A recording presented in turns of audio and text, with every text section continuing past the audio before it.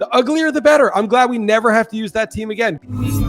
Each week on this video, we'll talk Survivor Pool strategy, picks, fades, plays. We're entering week 12, Thanksgiving. You're still alive in your $6 million pool. Let's review what happened last week quickly. Yeah, we took the Browns. They moved up from like 10 to 13 because Tim Boyle was playing quarterback. And we felt pretty good about it, but I always am a little nervous when we're cavalier. Like, okay, it's obviously we're going to take the Browns. They're better than the Titans. We need to save the Titans for Christmas Day, perhaps, if we're there. Well, we will be there if the pool lasts that long because we're the team of destiny, if you understand the meaning of destiny. So we took the Browns. They're up 13-0. And then Baker Mayfield, gritty Baker Mayfield, starts taking it upon himself all injured to throw a bunch of interceptions, start freestyling out there when all they had to do was hand off to Nick Chubb 20 times.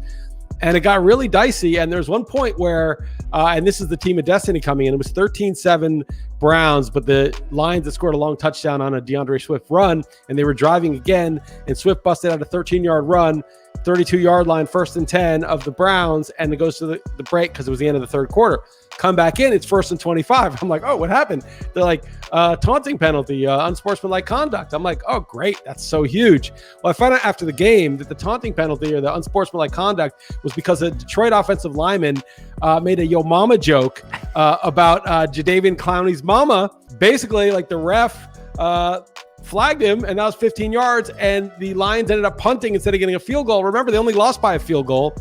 And the Browns had already missed a field goal and an extra point, so their kicker was very shaky. And Mayfield was terrible. They have no receivers. Landry was banged up. Donovan Peoples-Jones and Anthony Schwartz didn't even play.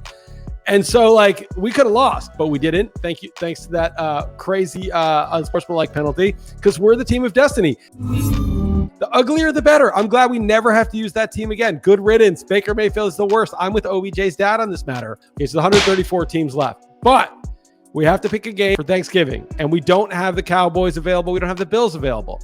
So we have 3 underdogs and the Bears, who are 3-point favorites in Detroit.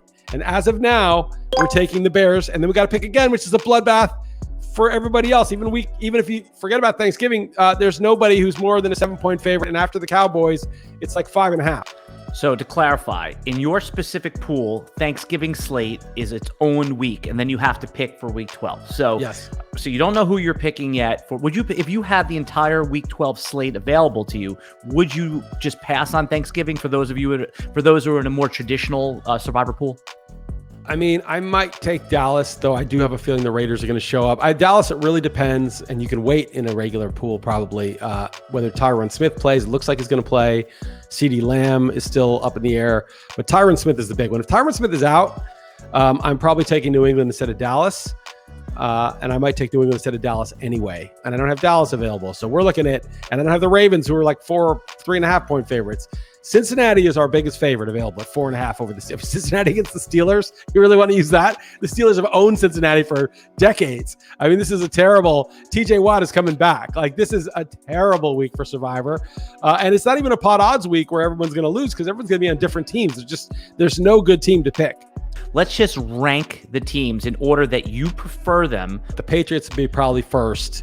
It looks like A.J. Brown is pretty iffy. There's no Henry, no Julio Jones. The Titans are, as Pianowski described them, a junkyard dog. And if one team can kind of make it ugly for the Patriots, it's them. But I think they're so undermanned. The game's in New England. So I'll probably make the Patriots my first choice. Who's your second choice?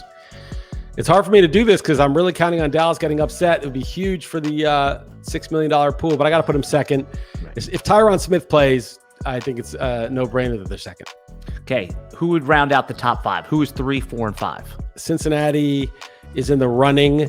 The 49ers against the Vikings are in the running. The Texans hosting the Jets and Zach Wilson are in the running.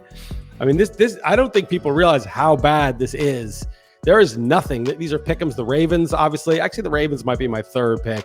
I forgot about Thanksgiving. So the Bills are probably my third pick. And then the Ravens are fourth. And then maybe the Bengals or maybe someone like that. But I've got to work it out. To me, when you get spreads that are below 3 or 3.5, it's feel.